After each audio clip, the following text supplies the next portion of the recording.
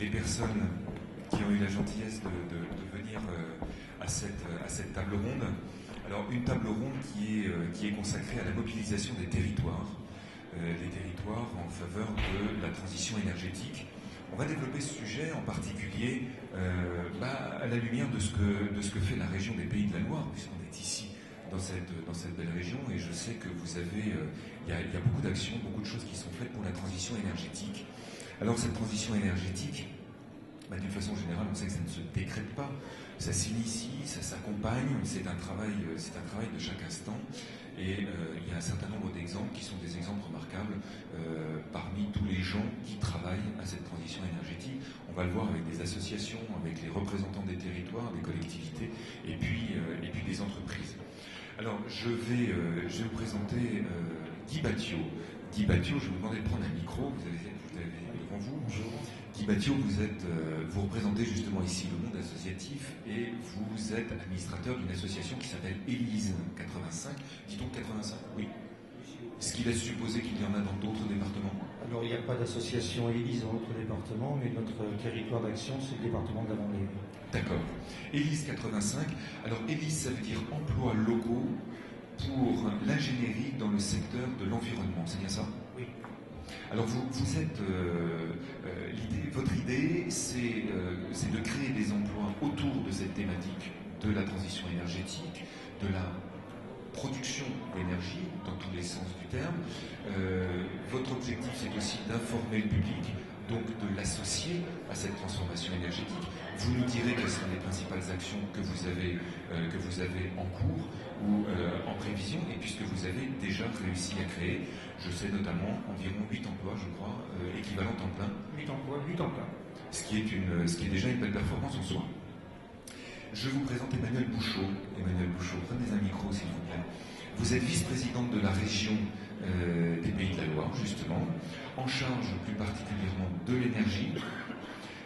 C'est un sujet que vous traitez à la région depuis votre dernier mandat, mais vous étiez déjà élu avant à la région. Vous êtes élu Europe Écologie des Verts. Et alors vous avez conduit, vous, un large débat, justement, sur la transition énergétique en région Pays de la Loire,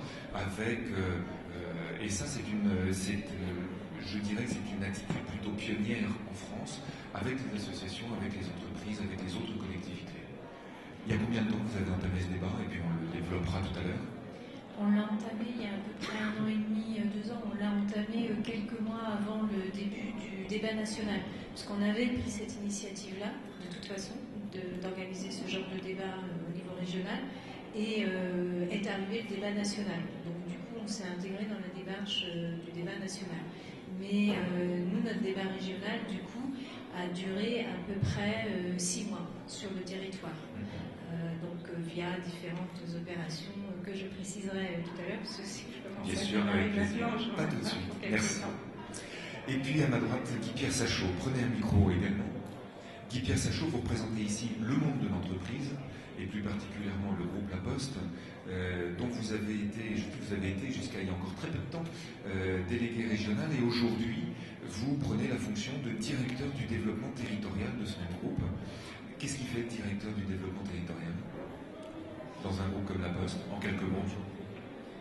Disons que son sujet, c'est de co-construire dans les territoires et avec les territoires, et avec les équipes, l'ensemble des équipes de l'entreprise, co-construire le développement de La Poste à un moment clé de son histoire, puisque sur un certain nombre de ses activités historiques, et en particulier le courrier, avec l'arrivée du numérique, il y a une transformation très importante qui est en train de s'opérer, un changement de métier qui est en train... depuis déjà une bonne décennie au moins. Pardon? Depuis une décennie au moins.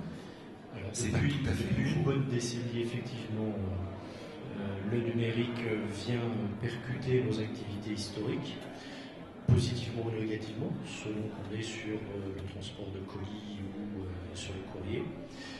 Mais on a une accélération très importante depuis la deuxième crise financière de 2011, et avec une situation assez nouvelle depuis 1 an maintenant. Alors on va voir justement toutes les actions que mène le groupe La Poste pour justement réagir et s'inclure dans cette volonté de transition énergétique. Je voudrais commencer par une phrase que j'ai beaucoup aimée. Elle émane de vous, Guy Bathiou. Vous savez par quoi je vais commencer? Quelle est la phrase dont vous m'avez parlé, que vous m'avez dite il y a peu de temps? Je sais que vous... Pardon. Prenez le micro. La transition énergétique. Sur la transition énergétique, vous m'avez dit la transition est plus douce que la révolte. Et j'aime bien cette phrase parce que finalement, elle veut bien dire tout ce qu'on est en train de vivre en ce moment. Mais est-ce que vous pensez, les uns et les autres, question assez ouverte pour ouvrir ce petit débat, pensez-vous que nous soyons à un point de non-retour qui fasse que, avec des risques tels que la révolte finalement pointe le bout de son nez quelque part? Je commence. Oui, allez-y. Non, je pense qu'on va être confronté inévitablement, à moyen terme, à deux murs qui sont, un, le problème du changement climatique, et deux, le problème des ressources fossiles. Et là, on a trois solutions pour s'en sortir. Soit on se montre intelligent, cohérent et collectif, et on essaye de trouver les solutions en commun. Soit on continue à faire comme si de rien n'était, et là, on va dans le mur et on va inévitablement vers des révoltes. Quand je dis que la transition est plus douce que la révolte, c'est-à-dire que je pense que si on ne prépare pas cet avenir-là ensemble, on va vers des conflits. Il vous semble qu'aujourd'hui on la prépare, cette transition, ou pas? Est-ce que le message est passé? Parce que ce que vous dites finalement, l'appauvrissement des ressources fossiles, ça fait déjà un moment qu'on en parle, on sait qu'on va dans le mur que vous évoquez, on sait qu'il faut faire autrement. Il vous semble qu'on va dans le bon sens ou pas? Ou on est vraiment encore trop lent? Je ne vais pas répondre sur le plan politique, parce que ça risquerait de nous emmener très loin. Non, mais votre côté associatif, vous êtes sur le terrain, vous le voyez tous les jours.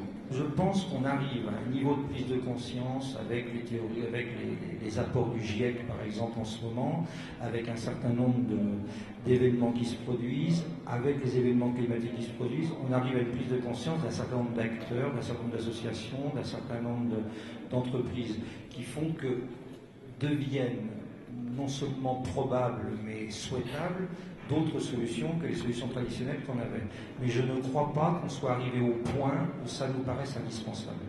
Et ce qui était intéressant dans le travail qui a été mené au niveau de la région, justement, c'est qu'on envisageait vraiment le futur en intégrant ces données qui vont être contraignantes pour absolument tout le monde.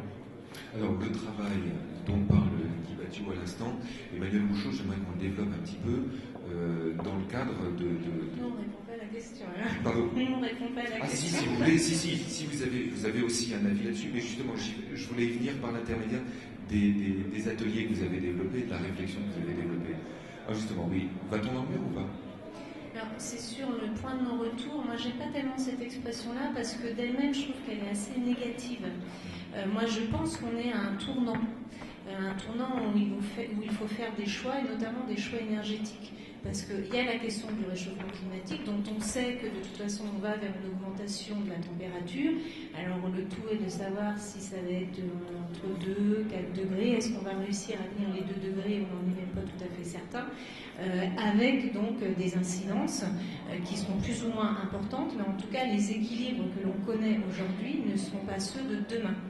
Mais moi, je donne toujours un message positif. L'autre jour, on était avec les lycées de la région, les lycéens, ce qu'on appelle éco-responsables, et je pense qu'il faut donner à ces jeunes vraiment un discours positif en disant on a un avenir devant nous, il faut le construire aujourd'hui, et l'avenir devant nous sera totalement différent du présent que l'on connaît, mais il peut être meilleur si aujourd'hui on agit et si on agit suffisamment vite. Donc voilà ce que je voulais dire par rapport à votre première question, vraiment avoir un message positif. L'ancien n'est pas, le modèle ancien que l'on connaît n'était peut-être pas le meilleur, et je pense qu'on peut aller vers un modèle encore plus positif et encore plus, en tout cas, confortable pour nos enfants et petits-enfants. Mais ce modèle ancien, c'était un modèle qui existait, qui avait sa valeur à l'époque. Aujourd'hui, il a changé, ce qui veut dire qu'on évolue. Oui. C'est vrai que le modèle ancien, d'un point de vue énergétique, il faut aussi le replacer dans son contexte. Il répondait à une urgence de l'après-guerre. Donc effectivement, il a répondu aux besoins de l'époque. Mais aujourd'hui, il est caduc et il faut aller vers un autre modèle énergétique, mais pas que énergétique. Pour répondre à votre deuxième question sur le travail qui a été effectué en région donc par rapport à la transition énergétique. Il est vrai que nous, le préalable que l'on a, c'est que la transition énergétique, elle ne peut se faire que de manière collective, puisque tout le monde est concerné par la transition énergétique. Les associations, mais qui ont depuis déjà longtemps bien intégré cette problématique-là, les entreprises qui commencent aujourd'hui, effectivement, enfin, qui commencent, alors après, en fonction des entreprises et des domaines, c'est plus ou moins net, mais en tout cas, on voit qu'il y a un mouvement avec les services de l'État, avec les chambres consulaires, avec les syndicats également, et avec les citoyens via des ateliers citoyens que l'on a mis en place. Donc avec toute cette population dont on pense qu'elle est représentative de la grande majorité, puisque quand on parle de citoyens, c'est quand même des gens pour la plupart qui travaillent dans des entreprises, donc tout ça se recoupe. Et on pense que comme ça, on touche quand même une majorité de gens. Donc avec tous ces acteurs-là, on a participé donc à la conférence aux États régionaux de l'énergie. On a mis en place des groupes de travail, comme ça a été fait au niveau national, et on a fait des réunions départementales, des réunions publiques départementales. Donc on a mis en place un atelier citoyen avec des citoyens qui étaient volontaires pour réfléchir sur la problématique de transition énergétique. Et donc au bout de 6 mois, eh bien, on a coélaboré un scénario énergie Pays de la Loire 2050 avec des objectifs qui nous a donné un cadre. Donc parmi les objectifs, il y en a quand même 2 qui sont importants. C'est la division par 2 de notre consommation énergétique finale, toute énergie confondue, donc à l'horizon 2050, et surtout de stabiliser notre consommation électrique et de faire en sorte que cette consommation électrique soit assurée par une production uniquement par des énergies renouvelables locales.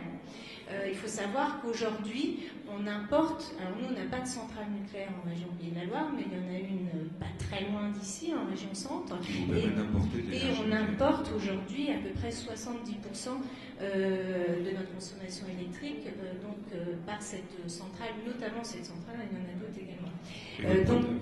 Votre objectif, je le lis dans un document que vous avez mis à disposition ici, que vous pourrez prendre, stratégie régionale de transition énergétique.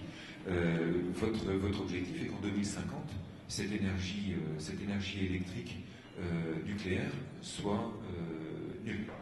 Soit remplacée par de l'électricité produite par des énergies renouvelables. On a déjà pour l'instant de grands projets de parcs éoliens offshore, on en a 2, au large de la Baule et en Vendée, entre les 2 îles, l'île Dieu et l'île de Noirmoutier, donc qui vont déjà pouvoir nous amener une bonne part de production, mais on a également, parce qu'il faut voir, faut le réfléchir sous la forme d'un mix énergétique, parce qu'une seule source d'énergie renouvelable ne pourra pas tout assurer. Donc on a aussi de l'éolien terrestre, on a du solaire photovoltaïque, et on a aussi une source d'énergie renouvelable non négligeable ici, qui est la méthanisation, puisqu'on a une production agricole assez importante. Donc, ça, c'est les objectifs, mais la démarche et la méthodologie que l'on a appliquée ici en région est importante, puisque ce scénario, il a été validé par tous les acteurs qui ont participé à cette conférence, enfin à ces états régionaux de l'énergie. Et en ça, c'est important. Ça représente combien de personnes vous avez mobilisées pour ces états régionaux? Les groupes de travail, parce que c'est surtout les groupes de travail qu'on bossé là-dessus. Donc ils étaient accompagnés par le cabinet de Pierre Haddad, Futur Facteur 4. Donc ça aussi c'est important de le dire. Il y avait à l'époque à peu près 200 personnes. Ce qu'il faut savoir, c'est que depuis ça s'est étoffé, puisque donc il y a eu ce scénario qui a été notre contribution, la contribution de la région au débat national de transition énergétique. Ce scénario ensuite a été traduit via une stratégie régionale de transition énergétique où là on rentre vraiment dans le concret avec des fiches actions. Et dans ces fiches d'action, il y a la question de la gouvernance qui est très importante pour la transition énergétique. Et dans la gouvernance, on a mis en place au niveau régional une conférence permanente régionale de la transition énergétique où on retrouve tous les acteurs qui ont participé aux États régionaux de l'énergie et d'autres qui se sont petit à petit, qui sont rentrés dans la dynamique petit à petit parce qu'ils avaient entendu parler de cela par des réseaux, etc. Donc on voit que la chose s'étoffe au fur et à mesure. Guy-Pierre Sachot, pour le groupe La Poste, justement, vous étiez de la première fournée, j'allais dire, de ceux qui ont commencé tout de suite à intégrer ces États régionaux. Non. Non. Vous avez été dans la deuxième. Vous rattrapez le... Oui, on a Pourquoi l'entreprise décide-t-elle d'intégrer ce train justement de la transition énergétique? Qu'est-ce que ça lui apporte? On a pris le train en marche, effectivement.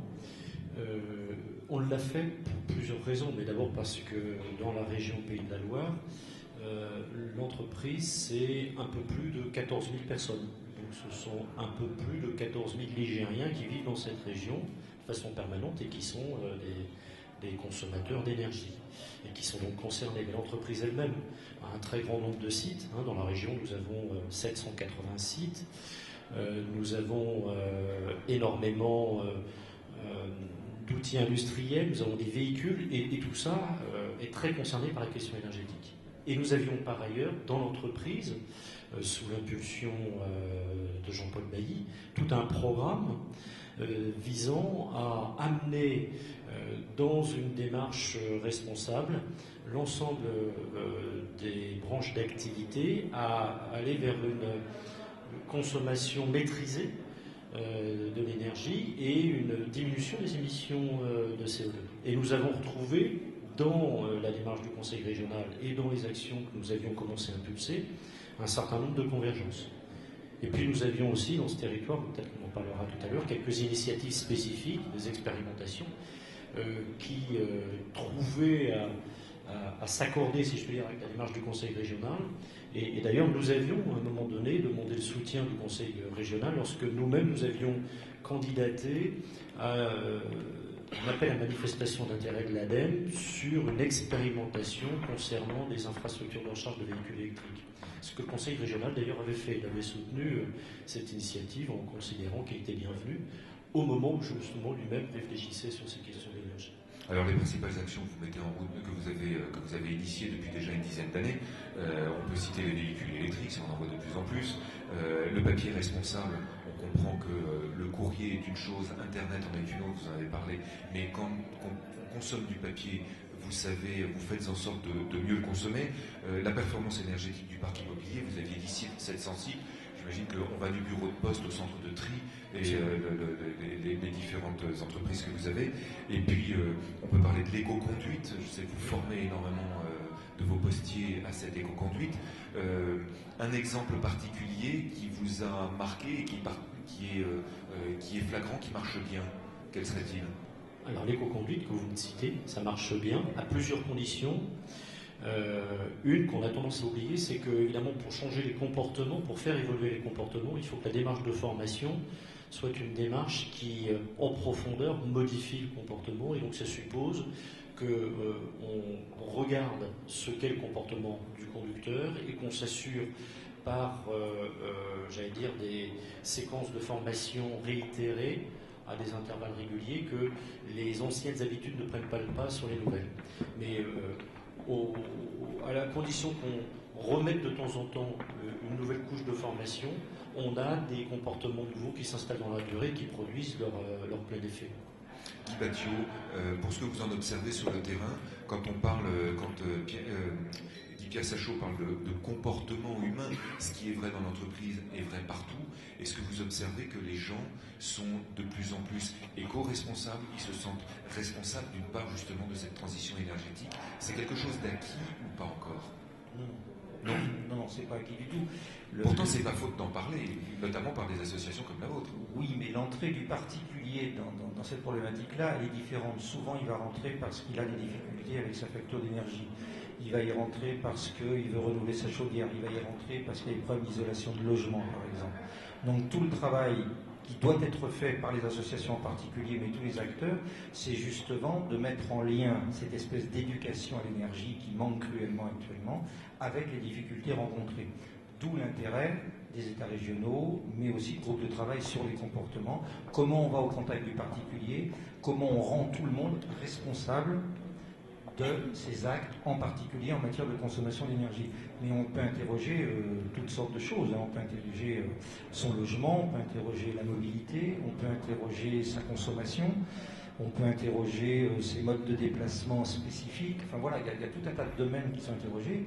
Et les associations, enfin celles dont je m'occupe, mais beaucoup d'autres, justement, veulent essayer d'avoir une approche assez globale de ce système-là. C'est-à-dire que ce n'est pas un petit domaine qui va résoudre le problème, comme ce n'est pas une action qui va résoudre le problème. On parlait tout à l'heure de la voiture électrique, on ne remplacera pas son véhicule par une voiture électrique. Il va falloir interroger la mobilité en général, comme il va falloir interroger la façon dont on consomme, mais qui est liée aussi à la façon dont on vit. Enfin voilà, c'est quelque chose de général. Donc quand le particulier s'adresse à vous, il s'adresse à vous sur une question bien précise, par exemple l'isolation de son logement parce qu'il trouve qu'il dépense trop, et la réponse qui doit être apportée est bien plus générale que ça, c'est-à-dire qu'il faut emmener progressivement vers une question: comment j'habite chez moi, donc comment je consomme, donc comment je vis, comment je peux économiser, quels sont les travaux prioritaires et ceux qui ne le sont pas. Donc c'est vraiment toute cette éducation-là qui est à faire avant que vraiment les gens s'approprient la transition énergétique en tant que telle. Emmanuel Bouchot, quand on entame un programme aussi vaste que le vôtre en région Pays de la Loire, on commence par quoi? Par communiquer, s'appuyer sur des associations pour expliquer aux gens comment consommer moins, ou en même temps, comme vous l'avez fait aussi, développer des grands projets d'éolien offshore ou de travaux comme ceux que vous avez évoqués tout à l'heure? Ou c'est tout à la fois? Il faut commencer par où? Ouais, c'est un peu tout à la fois. Enfin, nous, ça fait déjà quelques années, avant même la stratégie régionale énergie, où on avait fixé une priorité qui était sur la rénovation énergétique des logements et bâtiments.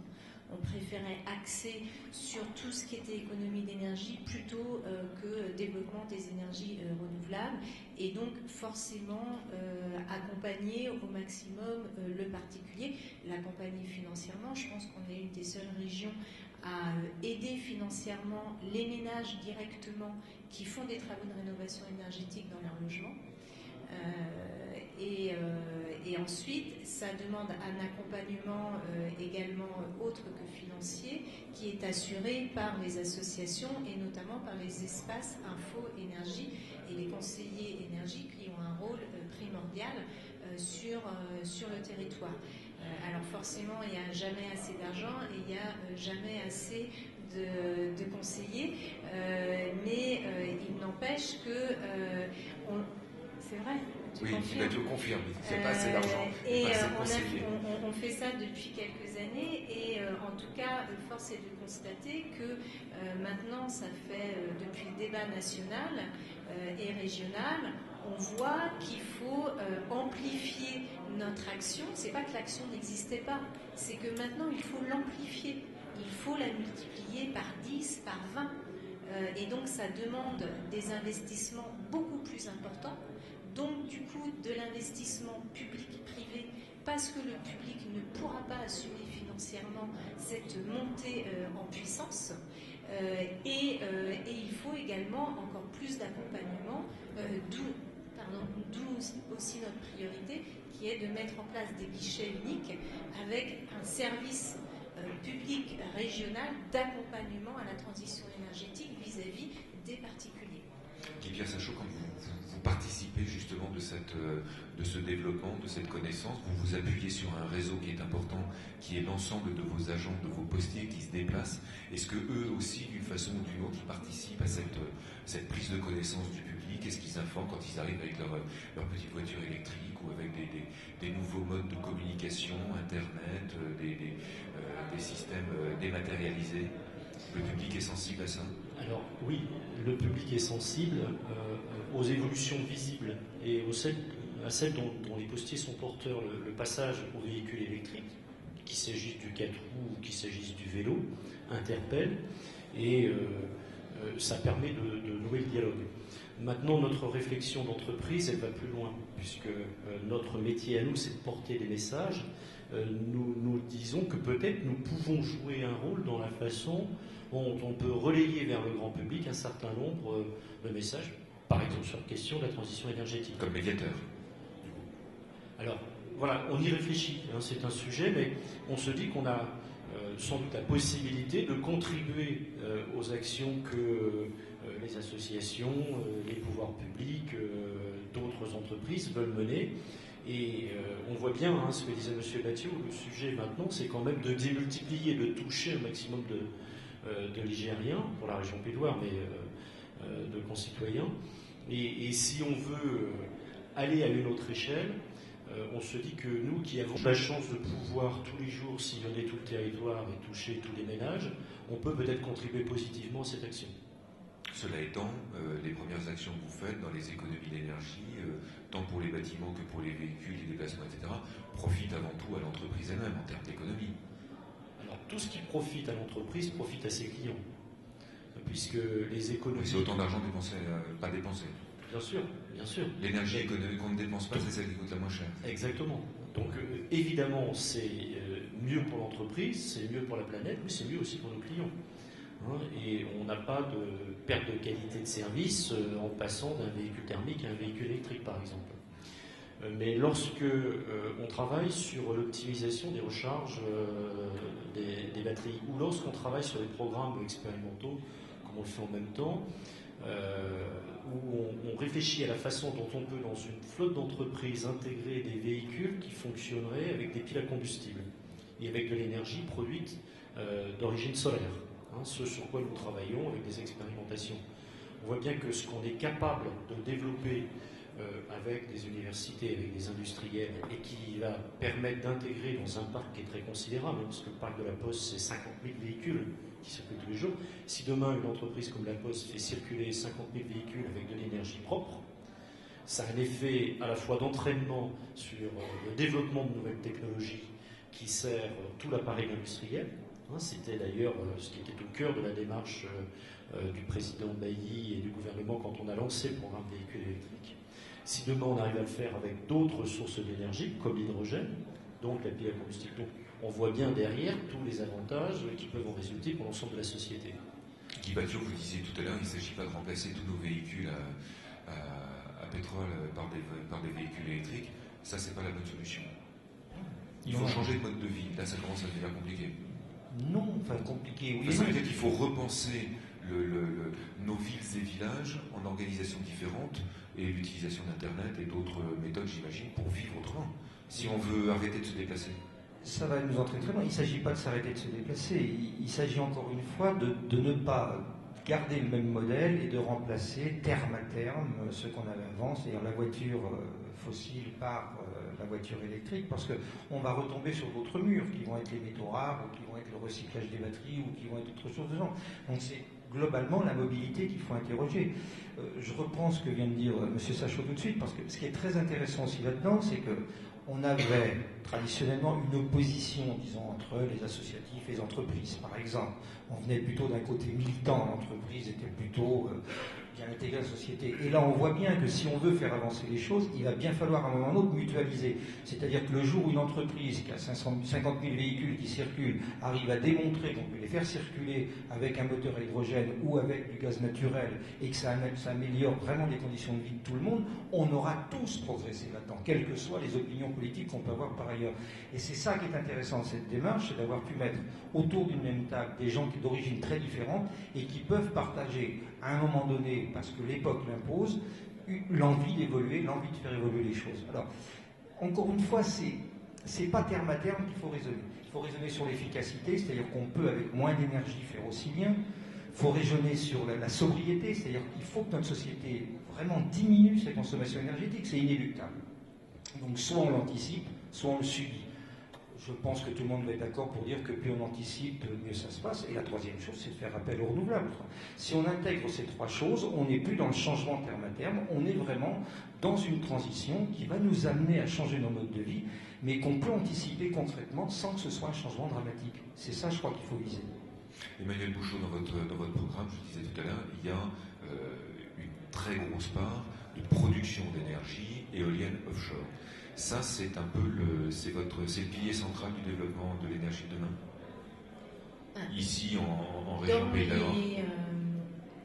Dans les objectifs qui ont été calculés, effectivement, la part la plus importante, c'est l'éolien offshore, mais parce qu'on a une puissance par unité sur l'éolien offshore qui est assez importante.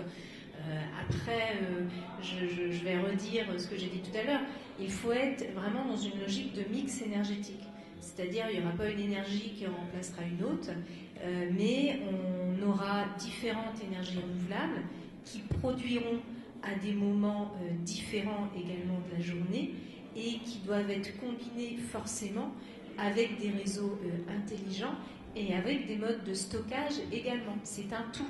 Et en plus, on part de loin, d'autant qu'on n'a jamais trouvé plus efficace avec un rendement meilleur que le nucléaire pour l'instant. Or, c'est ce que on voudrait arriver à zéro là-dessus. Désaccord complet. Désaccord complet, très bien. Alors, dites-moi. Non, en plus, vu le système de distribution électrique, on n'est pas du tout sur une bonne rentabilité. Production aussi, on n'est pas sur une rentabilité très importante.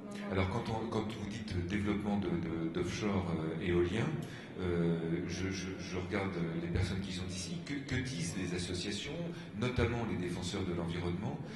On sait que ce sont généralement des pierres d'achoppement qui durent un peu. Qu'en pensez-vous les uns et les autres? C'est une idée qui peut être véritablement développée au point de faire une véritable source future? Oui, mais encore une fois, il faut replacer ça à sa bonne place, c'est-à-dire ça concerne la production électrique, oui.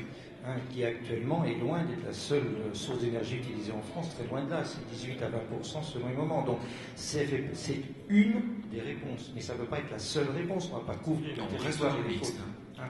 Donc il n'y a pas d'opposition sur l'utilisation d'énergie éolienne, c'est pas le souci. Le souci, c'est qu'il ne faut pas vouloir remplacer toute la production électrique actuelle par des éoliennes, parce que là on court à la catastrophe, c'est évident. Encore une fois, il faut le mettre en lien avec la réduction de notre consommation d'énergie. Quant au nucléaire, on est en train de voir actuellement toutes les études qui sortent, là, ça a pu paraître intéressant à un moment donné, mais on voit maintenant que s'il faut remplacer les centrales dans le PR de Flamanville est au moins autour de 10 milliards. Si on doit réparer celles qui sont en route actuellement, regardez votre facture d'électricité, et on n'a toujours pas commencé à démanteler quoi que ce soit, ni à gérer le premier déchet. Donc je crois qu'on est en train de changer de mode de production électrique. On va considérer que le nucléaire a répondu à une phase qui a été souhaitée dans quelques pays, dont la France, mais pour les autres, non, je crois que vraiment très raisonnablement, il faut s'orienter vers autre chose. Mais encore une fois, on ne demande pas un changement de vie ou un changement de mode de vie, ça va s'imposer. Si on a des énergies décentralisées, on ne va pas pouvoir consommer l'énergie produite de la même façon. Il va falloir encore une fois éduquer la population à gérer sa consommation différemment. Si les productions sont plus ou moins intermittentes, les consommations ne pourront pas être comme on le fait maintenant, c'est-à-dire avec des grosses centrales nucléaires très centralisées. Il va falloir décentraliser les productions, d'où l'intérêt d'avoir une réflexion au niveau régional, parce que les consommations et les productions sont forcément décentralisées à l'avenir. D'où l'intérêt aussi d'impliquer les populations, parce que les productions en Vendée ne vont pas être les mêmes que les productions dans les Alpes. Les Alpes vont être plutôt hydrauliques, d'où on va plutôt être sur des énergies comme la méthanisation, l'éolien ou le solaire. C'est tout ça qui est en cause. Oui, je voudrais revenir par rapport aux associations environnementales vis-à-vis de projets éoliens. Alors déjà, il faut distinguer l'éolien offshore de l'éolien terrestre. Donc sur l'éolien offshore, là on a été directement concerné par rapport au parc au large de Saint-Nazaire-Labou. Donc effectivement, alors déjà moi je trouve que l'intérêt de ce genre de projet, c'est qu'il y a du débat. Il y a eu la commission du débat public qui donc a fait différentes réunions publiques pendant 3 ou 4 mois. C'était il y a un an. Et il y avait du monde qui venait pour débattre de ce projet-là, avec des gens qui étaient très favorables, souvent pour une question économique, de création d'emplois, avec des questions sur la formation. Donc ça, c'était quand même très intéressant. Et puis ensuite, il y avait des inquiétudes par rapport aux fonds marins, etc. Mais je pense que ça oblige quelque part les porteurs de projets, et pour ne pas les nommer, des grands opérateurs français qui n'avaient pas forcément cette habitude de débat, qui étaient plutôt sur moi je pose un site de production là et puis ça se passera comme ça et pas autrement. Et là je pense que du coup ça permet aux citoyens de s'approprier aussi la question de l'énergie. Ok, on veut des énergies renouvelables, mais les énergies renouvelables peuvent aussi avoir un impact sur l'environnement. Quand on pose un parc éolien offshore, forcément ça a un impact environnemental sur les fonds marins. Ça, il faut l'entendre, et il faut pouvoir répondre aux inquiétudes, et il faut pouvoir, moi je dis toujours, il faut toujours peser le bénéfice-risque. Donc effectivement, il peut avoir un impact. Est-ce que cet impact est irrémédiable ou pas? Il faut faire des études, mais en tout cas, il faut en discuter bien en amont. Et je pense que ce qui s'est passé par rapport au parc éolien offshore de Saint-Nazaire, eh bien, c'est aussi des leçons à garder et à apprendre par rapport au deuxième parc, des erreurs à ne pas refaire.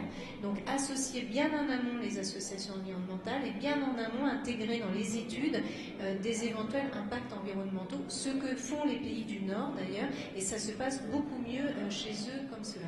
Alors justement, pour recentrer, il nous reste un petit quart d'heure, pour recentrer le débat sur le sujet principal, est-ce que la collectivité, vous semble-t-il, est guide en la matière? Est-ce que c'est elle qui arbitre, elle initie, elle donne les limites droite et gauche? Est-ce que c'est là son rôle?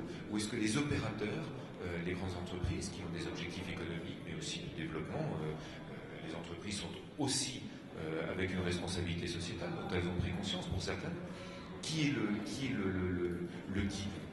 C'est la collectivité? Alors d'abord, ça dépend de quelle collectivité on parle, parce qu'en matière d'énergie, il y a des compétences qui sont partagées. Oui, alors parlons région, département, oui, local. Du coup, oui, non, mais ça complique un peu les choses. Oui. On ne va pas rentrer dans le débat. Non, on va pas. Vous m'emmènerez pas sur ce terrain-là maintenant. Nous, la région, le texte de loi de modernisation de l'action publique le dit clairement. Les régions assurent le chef de fila en matière de transition énergétique. Ça veut tout dire et rien dire en même temps. Donc nous, ce qu'on dit, c'est... C'est-à-dire que vous avez une responsabilité. Eh oui, mais le chef de file, c'est pas une compétence et on nous donne pas de moyens. Et surtout pas le moyen fiscal. Donc c'est l'État qui fixe le cadre. Et c'est pour ça qu'aujourd'hui, on attend la loi de la transition énergétique, parce qu'elle va nous fixer un sacré cadre, notamment en matière d'énergie renouvelable. Moi, j'attends beaucoup sur le solaire, parce qu'aujourd'hui, c'est quand même un véritable taquesse au niveau du coût d'achat, enfin du prix d'achat du solaire. Au niveau de l'éolien, ça s'est un peu amélioré avec la loi Brottes, mais bon, on ne peut pas dire que non plus il y ait un cadre très, très clair. Donc on dépend quand même d'un cadre national au niveau législatif, au niveau fiscal, mais en revanche, nous, régions, on a cette possibilité et cette responsabilité d'animer, et c'est ce qu'on fait. Quand on fait la conférence permanente régionale de la transition énergétique et qu'on met en réseau tous les acteurs qui gravitent autour de l'énergie, eh bien on assume notre responsabilité et notre rôle de chef de file de la transition énergétique. Guy Sachaud, l'entreprise, elle suit, elle donne des idées, elle est aussi à l'initiative dans certains domaines. Quand vous dites, par exemple, on développe nos flottes de véhicules, on fait attention aux économies d'énergie en isolant nos bâtiments, là vous avez l'impression d'être chef de file ou vous vous inscrivez dans un schéma qui est décrit par la région ou par le département? Non, on n'est pas... nos initiatives ne sont pas dictées par le tempo des initiatives du Conseil régional. Mais en même temps, ce que le Conseil régional a initié dans les Pays de Loire est pour nous extrêmement intéressant, parce que ce qu'on a observé dans ces conférences, alors il y a à la fois conférence financière et conférence permanente, c'est que il y a trois choses essentielles pour l'entreprise qui s'y passent.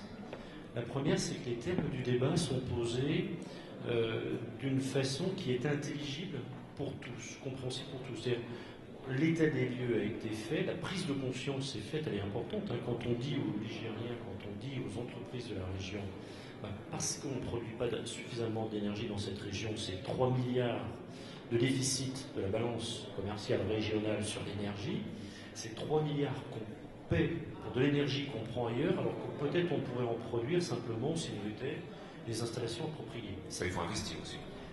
Certes, il faut investir, mais en même temps, quand on investit, localement, on crée de l'emploi dans une région qui aujourd'hui est très attractive et qui est, j'allais dire, globalement ouverte à la fois à l'autre, mais qui est aussi toujours en recherche de consensus sur toute une série de sujets. Et sur ce sujet-là, j'allais dire, moi j'ai été frappé de voir, alors que politiquement, il y a quand même des oppositions qui sont assez marquées sur des tas de sujets, que les entreprises, très globalement, derrière la Chambre de commerce et d'industrie régionale, derrière les CCI, les banques, étaient présentes et adhéraient à l'initiative du Conseil régional parce que les termes du débat, parce que les constats faits étaient clairs. La deuxième raison, c'est que le scénario proposé est un scénario de développement. Ce n'est pas un scénario de récession, ce n'est pas un scénario anti-croissance, c'est bien un scénario de transition et qui interpelle les uns les autres sur leur façon de faire. Et alors, nous, comme entreprise, on a bien vu le rôle qu'on pouvait jouer là-dedans. Et on a bien vu comment nos initiatives pouvaient trouver à se développer dans ce cadre-là. Et puis, le troisième élément du débat et qui fait qu'on suit cette initiative, c'est que ça nous met en présence d'acteurs avec qui on n'a pas l'habitude de discuter. Monsieur Batou le disait tout à l'heure, nous, ce n'est pas naturel pour nous d'aller discuter ou de rencontrer les responsables des infos énergie sur l'action qui est la leur. Et pourtant, quand on regarde ce qu'est leur action, quand on regarde les limites de l'action publique, par exemple, quand on regarde ce qu'est notre rôle à nous, et qu'on croise les deux, on se dit qu'il y a peut-être des initiatives intelligentes à prendre et intéressantes, et pour nous, et pour eux, et pour la région. Donc c'est cette démarche-là à laquelle nous avons souscrit. Et puis derrière, ça permet d'embrayer aussi sur des choses qui peuvent être plus innovantes. On a parlé tout à l'heure de la problématique du stockage de l'énergie. On expérimente dans notre projet InfiniDrive avec d'autres la façon dont on pourrait peut-être demain effectivement utiliser nos batteries de véhicules électriques comme des auxiliaires d'énergie qu'on pourrait venir utiliser en cas de pic de consommation, par exemple. Vous, entreprise, vous investissez en R&D ? On investit en R&D comme toutes les entreprises et on contribue aussi à des programmes collectifs. Le programme sur lequel on est, InfiniDrive, c'est un programme qui a été initié par l'EDEM et qui est voulu par la puissance publique. D'accord, donc il y a une vraie symbiose entre les deux. Guy Bathiot ? Ce qu'il faut bien comprendre dans cette problématique, c'est qu'on est à l'échelle de la France sur 63 milliards d'importations d'énergie fossile. On est à l'échelle des Pays de Loire, je crois, aux alentours de 5 milliards d'importations. Si une fraction de ça, assez importante, était réinvestie localement, on voit immédiatement l'impact que ça peut avoir sur l'emploi, sur la vie des entreprises. Alors évidemment, ça signifie qu'il faut une relative ou même une forte décentralisation, en particulier des décisions, à minima de la gestion des choses. C'est vrai qu'on est très fortement en attente, nous, associations, qui globalement, on veut parler des particuliers, du cadre que va fixer la transition énergétique. Si elle prend effectivement une option de réduction de ces importations, on va trouver des financements. Il est quand même beaucoup plus intéressant d'investir 10, 20, 30 milliards dans l'industrie locale pour isoler les logements, pour des productions, pour du stockage, pour de la recherche et développement, que de la donner aux pays du Golfe. Même si ça nous permet d'acheter un footballeur très cher, ça limite quand même l'avenir. Je suis beaucoup plus intéressé par le bien-être que par un footballeur. D'autant que si je vous ai... D'accord, c'est autre chose, c'est un autre sujet. C'est le même sujet, c'est où on place nos financements. Vous avez raison. Quelqu'un a-t-il une question à poser alors soit à l'industriel, à l'élu, au représentant associatif qui est là? Oui, monsieur, on va vous donner un micro, voilà. Merci. Je suis étonné de voir que dans le mix énergétique prévu en Pays de Loire, la biomasse, et notamment le bois, n'a pas été cité. Et je voulais savoir pourquoi. Alors on en a dit un mot, mais très rapidement. Parce que c'est ma faute. On parlait d'électricité. Et le bois énergie, on préfère produire de la chaleur avec que l'électricité. D'autres régions l'utilisent pour produire de l'électricité, me semble-t-il.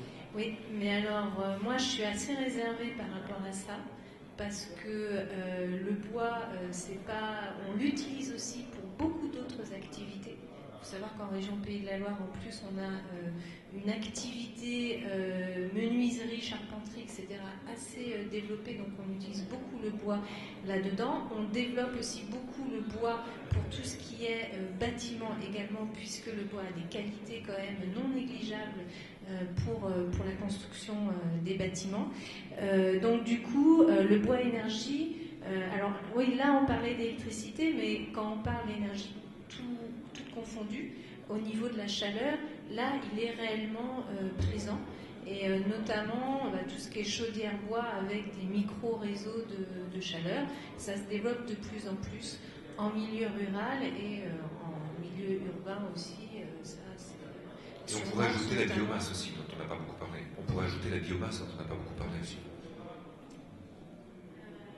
Donc le bois énergie dont j'ai parlé, et puis la méthanisation, également.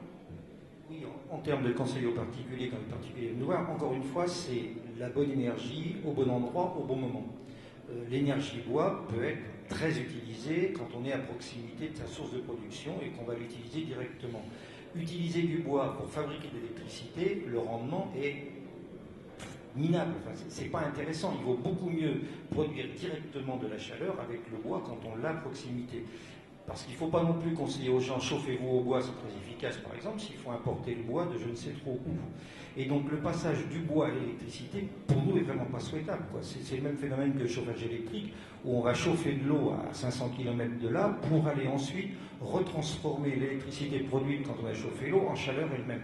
Donc il vaut mieux utiliser l'utilisation directe du bois. Ça fait partie du mix énergétique, mais encore une fois, il ne faut pas remplacer l'électricité produite ailleurs par de l'électricité produite en faisant brûler du bois. Il vaut mieux brûler le bois pour faire de la chaleur. Je suis entièrement d'accord avec ça. En fait, je m'étonnais que quand on a, dans les débats nationaux, le bois prend une vraie place pour la chaleur, pour les chaudières. On voit tous les programmes de prêt à taux zéro pour mettre un poêle à bois, par exemple, dans les logements. Or, dans vos échanges, on parlait de l'énergie au sens large, et on a parlé d'éolien, on a parlé, voilà, et de bois, non. Donc, mais vous avez répondu à ma question, je crois. Peut-être qu'en région centre, on est plus sensible à ça, parce qu'on a du bois sur place. On n'a pas beaucoup de bois et beaucoup de forêts. On n'est pas une région extrêmement boisée par rapport à d'autres régions de France. Dernier petit complément, le bois prendra d'autant plus d'importance que dans les nouvelles conceptions qu'on a des maisons. Quand on fait une bonne rénovation, quand on fait une bonne construction, on a besoin de très peu d'énergie complémentaire. Les maisons deviennent, sinon autonomes, du moins à très faible consommation. Et là, du coup, le bois prend toute son importance, parce que si vous consommez un demi-mètre cube ou un mètre cube de bois, c'est ridicule. Et là, du coup, l'apport de bois est très important, parce que ça représente une quantité minime. L'installation du poêle à bois est quelque chose de relativement facile à faire, s'intègre bien dans une maison bien isolée. Donc le bois a vraiment toute son importance, justement comme énergie facilement délocalisée. Une dernière question, peut-être, on a encore 5 minutes. Non? Alors, pardon, si. Bonsoir, Monsieur Bébé. Je souhaiterais savoir, j'ai écouté tout à l'heure que d'ici 2050, on souhaitait passer à zéro notre utilisation d'énergie nucléaire. Donc je me demande, d'ici à 2050, est-ce qu'il y a des projections qui sont faites sur l'évolution de la population, sachant qu'avec l'état actuel, l'utilisation de l'énergie est décroissante, les solutions qui seront mises en place, est-ce qu'elles sont de nature à compenser complètement le nucléaire si on n'en avait plus, si on passait à zéro d'ici à 2050 avec l'évolution de la population? Merci. Alors, dans notre région, la population va augmenter d'ici 2050. J'ai plus les chiffres en tête, mais on a une augmentation démographique assez importante. J'ai plus les chiffres en tête, donc je préfère pas dire, parce que je risquerais de dire une bêtise. Mais nous, je dis nous, parce que comme j'ai dit, c'est un scénario qui a été co-construit. Et qui engage notamment des opérateurs. Donc je pense que s'ils ont signé ce scénario, c'est qu'ils y croyaient quand même un peu. Nous, au niveau de l'électricité, on fixe le fait que la consommation se stabilise déjà. C'est-à-dire on ne vise pas une diminution parce qu'on sait qu'il y a une augmentation démographique. Mais en revanche, on part aussi sur un programme très ambitieux en termes de rénovation énergétique des logements. En région Pays de la Loire, on a beaucoup de logements diffus et beaucoup de logements chauffés par des chauffages électriques. Donc, si on baisse radicalement la consommation en termes de chauffage électrique, déjà, on va beaucoup gagner en termes de consommation. Et ça va combler l'augmentation démographique. Mais on n'est pas sur une baisse de la consommation électrique parce qu'en revanche, on sait qu'il y a des reports. Par exemple, sur la voiture électrique, même si effectivement on ne souhaite pas un développement massif des voitures électriques, on pense que c'est quand même plus pertinent sur des flottes d'entreprises, sur les voitures de location citadine, etc. Donc du coup, l'un dans l'autre, on est quand même sur une stabilisation, donc on est sur une consommation constante, et donc on est sur un développement massif des énergies renouvelables qui nous permet de faire justement progressivement la bascule d'énergie renouvelable et du nucléaire qui baisse progressivement. Alors je peux pas on a un tableau là sur le document de la stratégie régionale énergie, donc vous pouvez vous en procurer un et vous verrez progressivement comment la bascule se fait. C'est beaucoup plus parlant sur le... C'est dans le document qui est édité par la région des Pays de Loire, justement, et qui est à votre disposition juste à la sortie de cette salle. Dans le document, il inclut l'évolution de la population? Okay. Oui, il en est question. Et j'insiste une fois de plus sur le fait que le scénario a été validé, y compris par les gens qui sont au plus près du terrain, les associations, que par les entreprises qui les présentent, que par aussi des grandes institutions comme RTE, qui donc distribue l'électricité, ou EDF qui produit. Il faut bien voir qu'on part dans un scénario où on diminue de moitié les consommations en Pays de Loire, pas seulement d'électricité. Donc il y a des transferts d'énergie qui se font, mais l'idée est bien qu'on ne remplace pas la totalité de ce qui est consommé. Il y a bien une diminution. Donc même si la part d'électricité reste importante, on diminue globalement les consommations. Il faut toujours avoir en tête qu'on ne remplace pas la totalité, parce qu'autrement là on ne peut pas y arriver. Bien sûr. Guy-Pierre Sachaud, un mot de conclusion peut-être, et je vous poserai la même question à tous les trois. Vous semble-t-il qu'aujourd'hui, ce sont bien les collectivités qui sont chefs de file en la matière, et est-ce qu'elles ont suffisamment les unes et les autres d'indépendance, d'autonomie pour leur choix notamment? Est-ce que vous vivez la même chose, la Poste, ici en Pays de Loire, que ce que vous vivrez dans le nord de la France ou ailleurs? Alors, si vous voulez me dire qu'il peut y avoir des différences d'une région à l'autre, oui, par exemple. Évidemment. Ne serait-ce que parce que tous ces territoires sont très différents, ils ont des dynamiques de développement qui ne sont pas les mêmes. C'est vrai qu'en Champagne-Ardenne, par exemple, on ne parle pas de croissance de population. On en parle ici, on n'a pas les mêmes climats non plus, on n'a pas les mêmes distances à parcourir, et donc on a des conditions, objectives d'exercice de nos activités qui sont différentes. La façon dont les élus s'emparent du sujet et le travail, c'est évidemment à chaque fois lié à des contextes qui sont des contextes très spécifiques, locaux. Moi, je n'ai pas d'avis sur la façon dont les uns ou les autres travaillent sur ces questions. Ce que je constate, c'est que lorsque les conditions du dialogue sont créées par des élus, qu'ils soient régionaux ou communautaires dans d'autres régions, il y a toujours un grand intérêt pour nous à participer à ces échanges et à essayer de comprendre au fond ce que recherche la puissance publique à travers ce dialogue. Et nous avons, nous, un intérêt très fort à aussi faire entendre d'abord ce que sont nos contraintes, parce que c'est vrai que si demain on nous disait, c'est juste une anecdote, il n'y a pas très longtemps, il y a une ville de la région qui avait dit, voilà, moi je veux limiter l'accès au centre-ville pour les transporteurs dans une logique de réduction des émissions de CO2, de réduction des émissions polluantes. Et on a échangé avec eux, on a discuté, on a dit attendez, nous on veut bien que vous l'imitiez, mais si vous considérez que ça s'applique à tous de façon indiscriminée, ça veut dire qu'il faut que vous soyez conscient qu'il y a des activités qui sont des activités de service public qui ne pourront pas s'exercer. Donc il faut qu'on discute sur la façon dont vous pouvez atteindre votre objectif d'un centre-ville apaisé et en même temps dont on puisse conduire nos missions.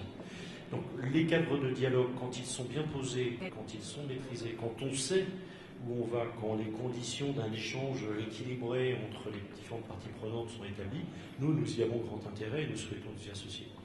Maintenant, nous pensons aussi que nous avons à faire valoir, y compris dans les modifications de comportement, des choses qui ne sont peut-être pas naturelles. Je vais juste prendre une illustration pour être très très concret.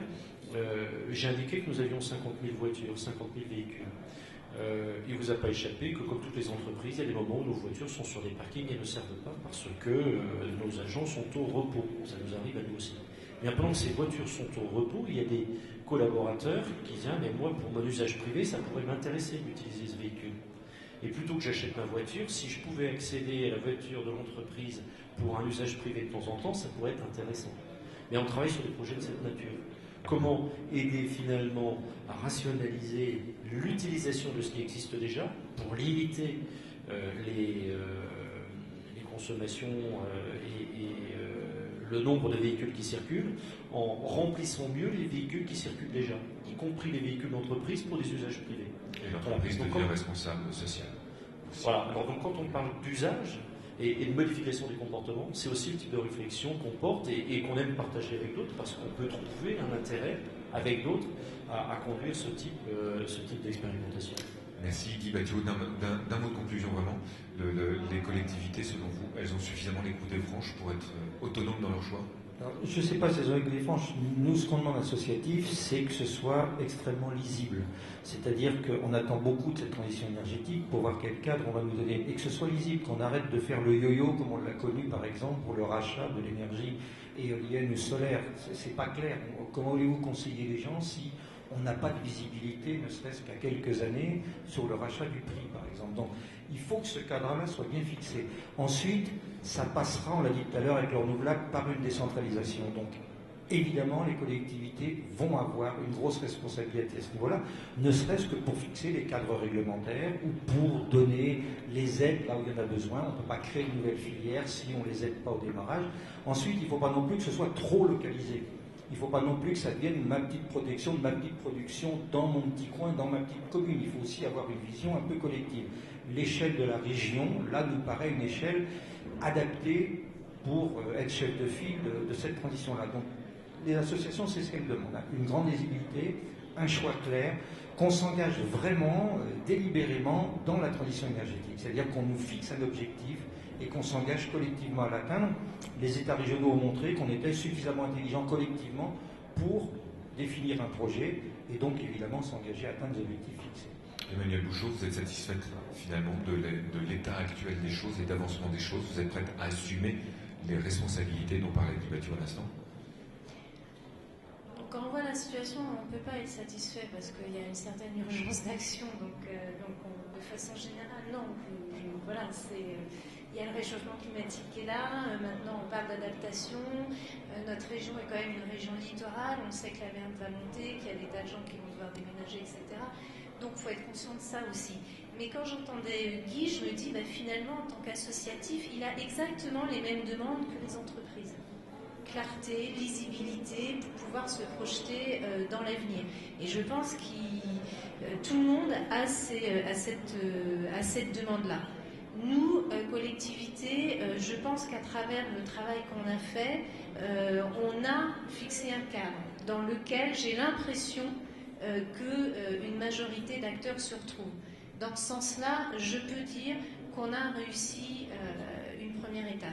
Mais ce n'est que la première étape. La deuxième étape, ça va être de concrétiser maintenant. Donc on a des fiches actions. Ces fiches actions, il va justement falloir les mettre en action avec les partenaires, que sont ces acteurs de la conférence régionale transition énergétique. Et là, ce sera la deuxième étape qui va demander beaucoup d'investissement humain, d'investissement financier. On y travaille depuis maintenant 6 mois et on s'aperçoit que les difficultés commencent à arriver parce qu'on n'est pas maître de l'avenir, on n'est pas maître de notre transition énergétique, on dépend de décisions nationales.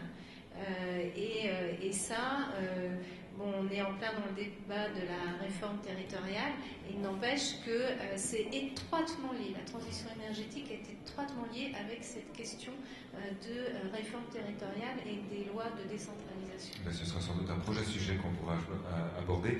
Merci à vous, Emmanuelle Bouchot, vice-présidente de la région des Pays de la Loire, Guy Battiot, administrateur de l'association Élise 85, et puis Guy Piassachot, directeur du développement territorial de La Poste. Merci à tous les trois.